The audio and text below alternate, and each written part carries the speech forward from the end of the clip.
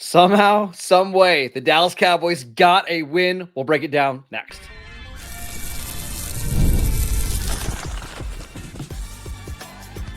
You are Locked On Cowboys, your daily Dallas Cowboys podcast. Part of the Locked On Podcast Network, your team every day. Welcome back to the Locked On Cowboys podcast, part of the Locked On Podcast Network, your team every day. We'd like to thank you for making us the #1 sports podcast network. And today's episode is brought to you by PrizePicks. Download the PrizePicks app today and use promo code LOCKEDONNFL to get $50 in lineups after you play your first $5 lineup. Welcome back. I am your host, Marcus Mosher. He is Landon McCool. And on today's show, we're talking about the Cowboys' improbable, I don't even know if that's strong enough of a word, win over the Philadelphia Eagles 24-21. Landon, this game started about as bad as possible. The Cowboys got the ball to start. They turned it over on downs. Philadelphia went right down the field and scored. At one point, it was 21-0, and I was tweeting about draft stuff at that time, and yet they found a way to win. Yeah, I'm still kind of completely in shock. I mean, I think when they started coming back, in the second half, even then, it felt like, well, it's good. It's good to see them have some fight. I'm glad to see them kind of scrap back in this and show some heart, because this obviously, everything's going against them, and the ball was bound. Not only they were playing poorly. Let me be very clear. Like, they played very poorly in the first half, but on top of that, the ball was bouncing the wrong way too, right? Like, they got a huge penalty on a punt block that, maybe Flanoy got his finger tipped on and shouldn't have gotten a penalty. They had a couple of other unlucky things where that happened to them that kind of, that was outside of just bad play. And so it was easy to kind of, when they started to come back in the second half, be like, well, again, just glad they're making some effort, but not really count them in.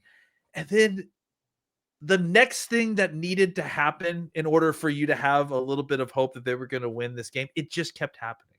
Like, even when the Eagles were driving down the field and suddenly they fumble the ball and the Cowboys have it. And it's like, what do you mean Sam Williams peanut punched the ball out and Kenneth Murray recovered the ball? That couldn't possibly happen in this game. Like, it just felt like the improbable just continued to happen, especially at the beginning of that fourth quarter.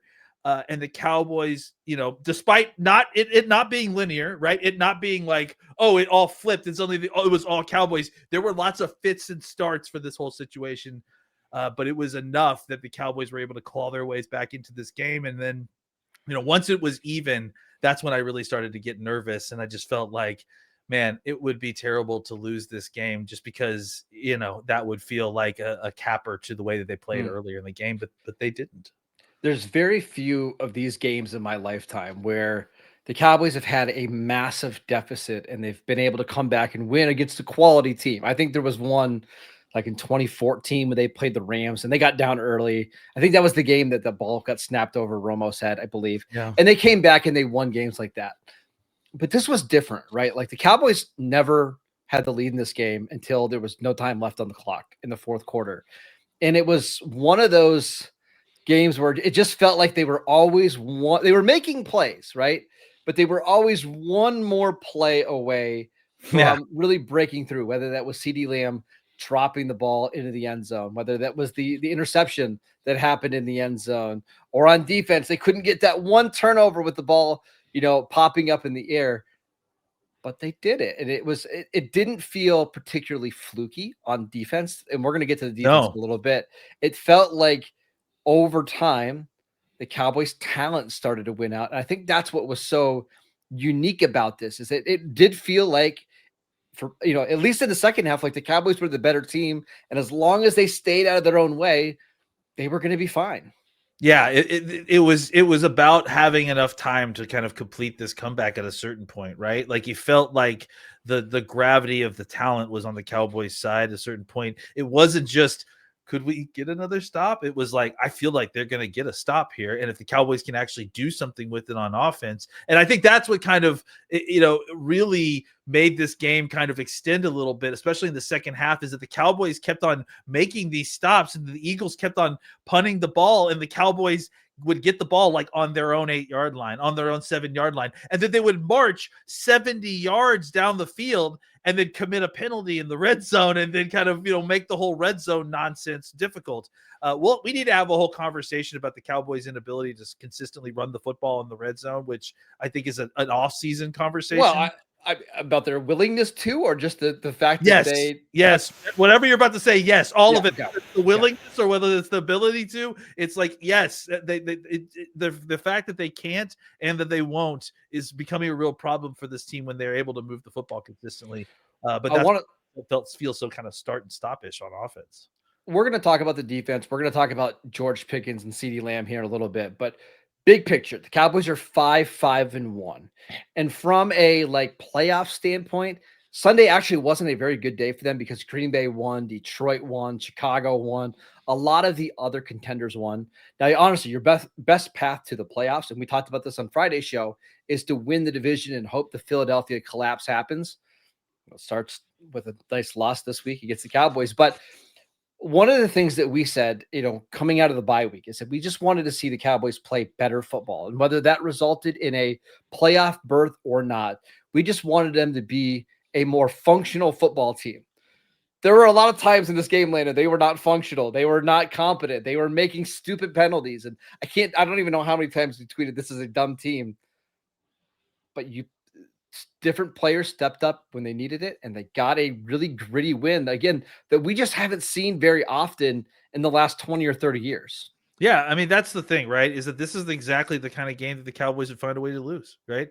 And the fact that they were able to pull it out, and despite their kind of own shooting themselves in the foot at certain points. And look, I think we need to do a deeper dive on some of this, because I do think that there was some stuff that was consistently good. I mean, especially when you consider how good this Eagles defense was. I thought that the Cowboys offensive line played absolutely lights out. Guyton had a couple penalties in the red zone, one of which may have been manufactured. I kind of want to go back and listen to the audio on that one. But I think overall, Dak was able to throw. I mean, he threw the ball 36 times and was able to do so with only getting sacked once. I don't think he was pressured very much. And they were able to go over 4 yards a carry with 125 yards running the football. So I thought that the offensive line, for the most part, played really good against a really good Eagles defensive line. But outside of that, they struggled to find consistency in their pass catchers. We'll have a whole conversation about that. But I think despite the inability to kind of consistently punch it in for points in the red zone, they were provided enough chances by their own defense, which is so rare, that they were eventually able to kind of break through, and that was the difference. Let's talk about that Cowboys defense, because it started out a little rough for this unit, but this might have been the best game that they've played since 2023. We'll get to that next. This episode is brought to you by PrizePicks. The holiday season is one of the best time for sports, bowl games, big basketball matchups. We've got playoff pushes, and it's all happening at once.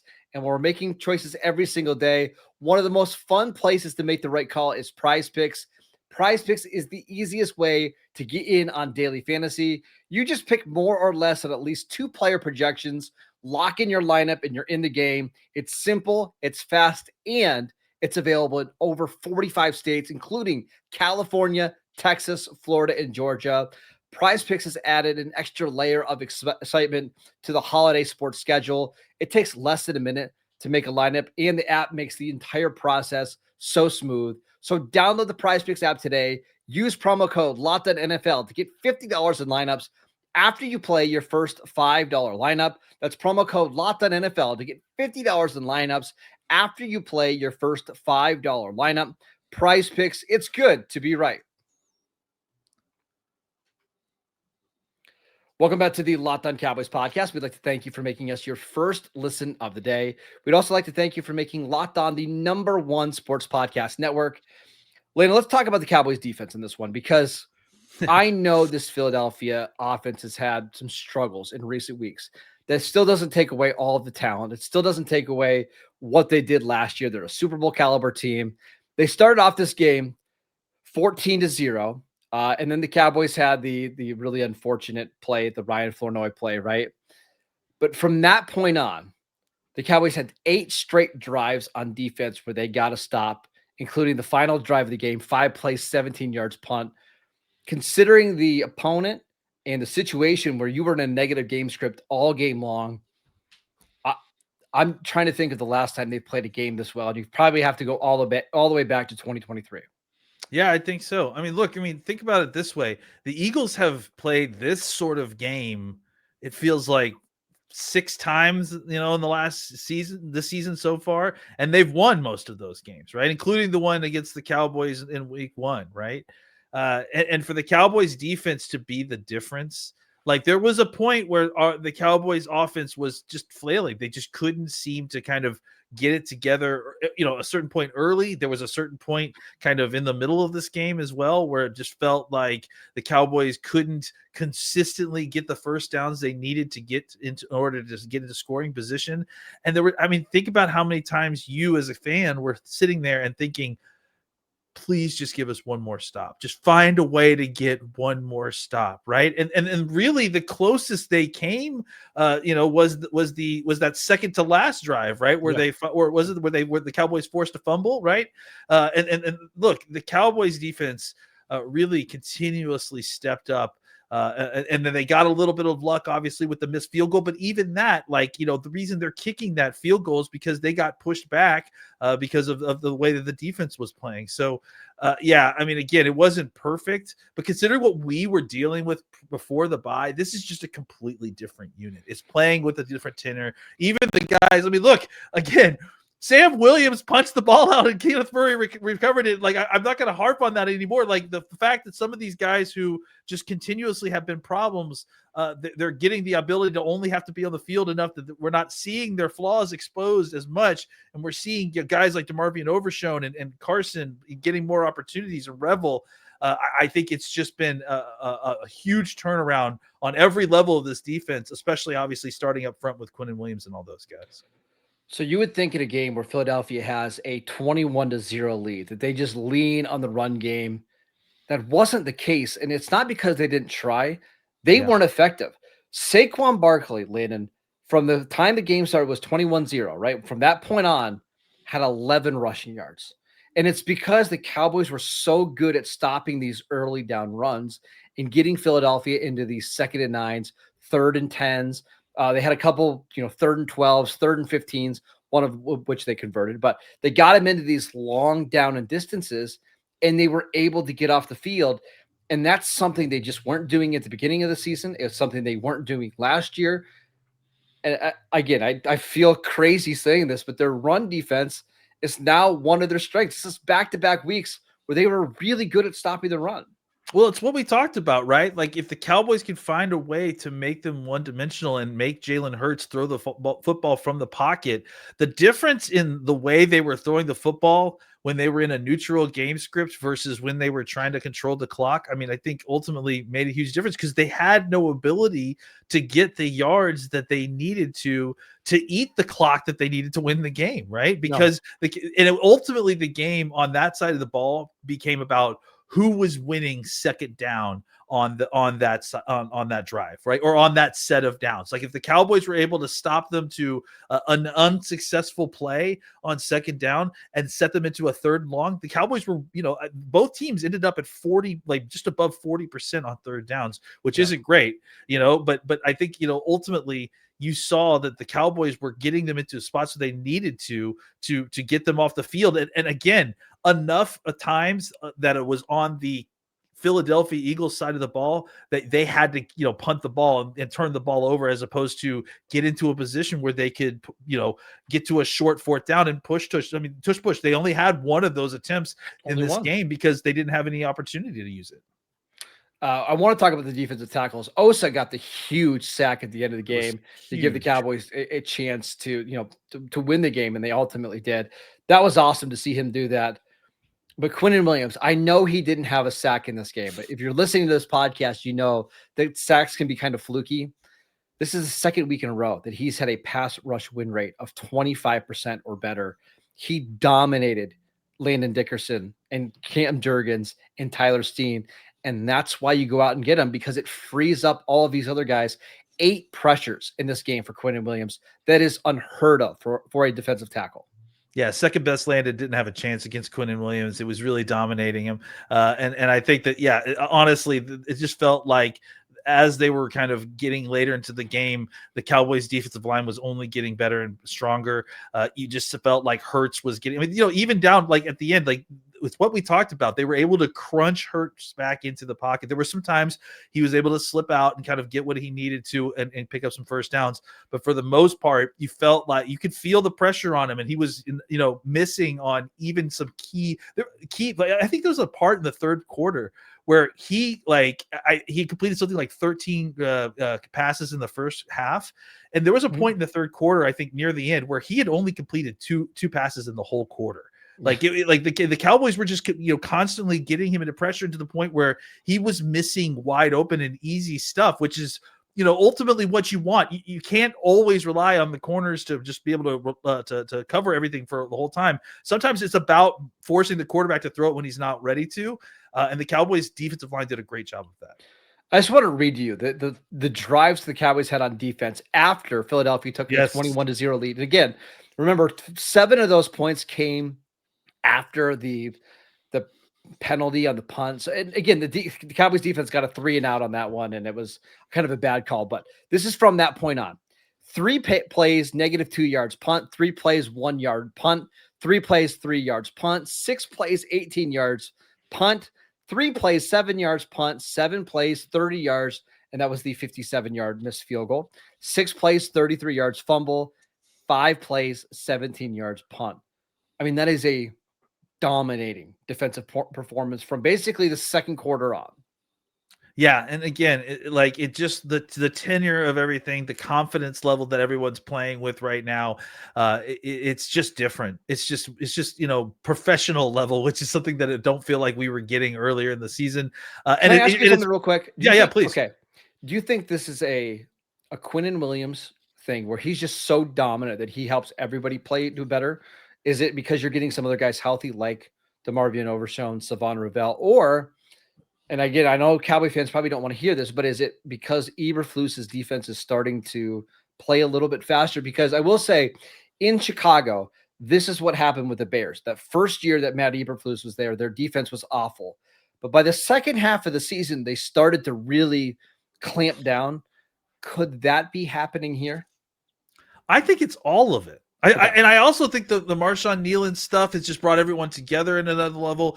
I don't think that they can put a finger on what it is, but I think that it's a confluence of all of those things, the additions, including people coming off the injury list. All of it has just added up to the vibe being very different, right? And them just kind of accepting that and living kind of day to day helps them easily change and be a little bit more able to adapt and say, hey, that's not who we were 3 weeks ago. We're a different team now. And right now, as their play confirms it, it's a lot like Kalen Carson, right? Like when you play confident, when you prepare confidently, and then the results show up for you, you start believing in yourself a lot more, and you start playing that way all the time, and that helps your overall game. All right, let's talk about the Cowboys receivers in this game, because it was a tale of 2 star receivers. Let's talk about George Pickens and CeeDee Lamb next. This episode is brought to you by Gametime. The NFL season is back, and honestly, there's nothing better than being in the stadium surrounded by fans cheering on your team. But let's be honest, getting tickets can be a hassle between queues, login screens, and prices jumping at checkout.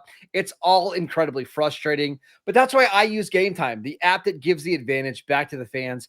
Gametime is fast, easy, and backed by the Gametime guarantee. You'll always get 100% authentic tickets delivered on time and at the best price. Plus, all fees are included, so the price that you see is the price that you pay. I just pulled up the Gametime app, and in a couple taps, you can see the incredible deals already for this Cowboys game on Thanksgiving against the Chiefs. I'm talking about your favorite NFL games for as low as $100, $150 per ticket. So download the Gametime app, create an account, and use promo code LOCKEDONNFL for $20 off your first purchase. Terms apply. Again, that is promo code LOCKEDONNFL for $20 off. Swipe, tap, ticket. Go download Gametime today. Welcome back to the Locked On Cowboys podcast. We'd like to thank you for making us your first listen of the day.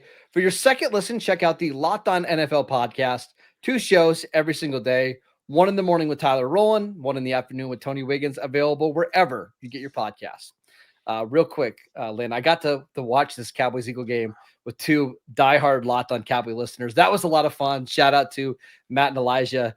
What a game to watch together. But I want to talk about the receivers.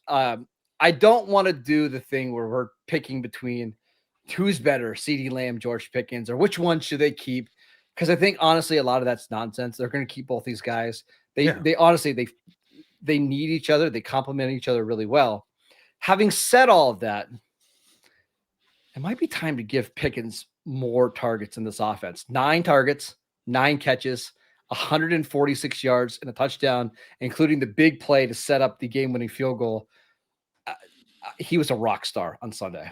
Yeah, absolutely. And look, I mean, I think, it's no offense to CD, but it's time for him to start kind of pulling his weight here a little bit. I mean, I hate to be like that, but there was a point in this game. I mean, he ended, and look, I'm not the big, and at least maybe not anymore. I'm not so big on like conversion rates with targets versus receptions, because sometimes that can be a little bit noisy and some of the stuff. But I will say, just generally speaking, for a guy who got 11 targets and only converted 4 of them, it's just like it's difficult and reflected in the offense, right? And he had some key drops, including one that was in the end zone that like it went right through his hands, and that was at the end of a series of very bad plays for him, right? Where he just felt like he lost focus and lost control of the ball. I mean, and 7 drops in 2 games against Philadelphia. Yeah, and meanwhile, I look, it's hard because Pickens had the exact opposite sort of effect, where every single time the ball went to him, it felt like it was a big play, whether it was yardage or conversion or what it was. Like, it was impactful and important.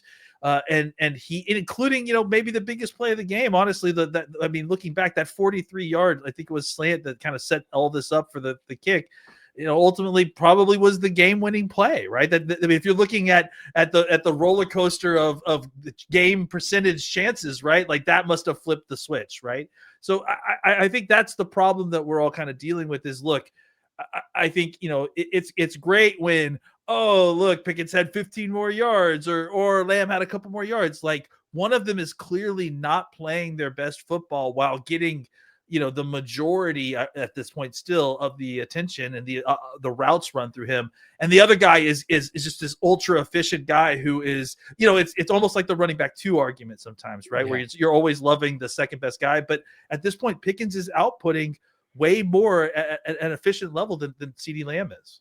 And that doesn't mean it's always going to be that way. Like, no. I think there's going to be some stretches coming up where maybe Pickens has harder matchups or he's just having a bad game or 2. Like, that happens.